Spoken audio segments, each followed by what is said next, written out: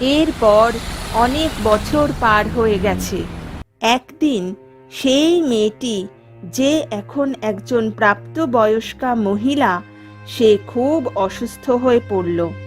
তাকে হসপিটালে নিয়ে যেতে হলো। সমস্ত টেস্ট রিপোর্ট বলল তার এক কঠিন অসুখ করেছে।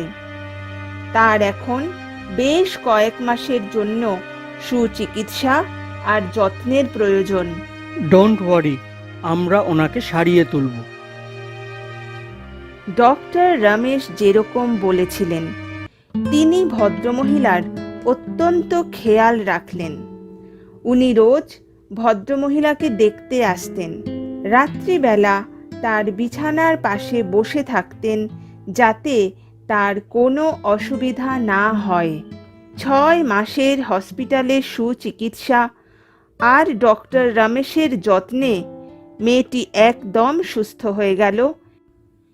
কিন্তু সে একটি বিষয় নিয়ে খুব চিন্তিত ছিল।